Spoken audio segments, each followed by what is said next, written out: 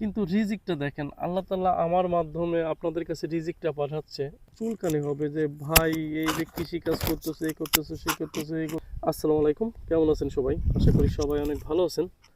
আমি আপনাদেরকে কিছু কথা বলি, সে কথাগুলো হচ্ছে যখন আপনি এই সমাজে কিছু করতে যাবেন তখন দেখবেন যে আপনার আশেপাশের লোকজন না আপনার চাইতে আপনার আশেপাশের লোকজন কিন্তু আপনার সম্পর্কে বেশি জানে।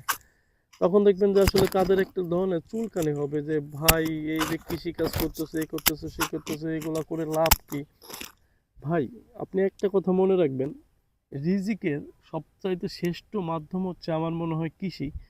কারণ এই যে দেখেন, আমি নিজ হাতে এই টমেটো গাছটা লাগাইছি।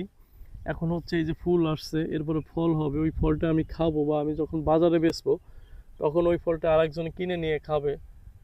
কিন্তু রিজিকটা দেখেন আল্লাহ তাআলা আমার মাধ্যমে আপনাদের কাছে রিজিকটা পাঠাচ্ছে একজন কৃষকের মাধ্যমে। তাহলে আপনি কৃষকদেরকে কেন সম্মান করবেন না?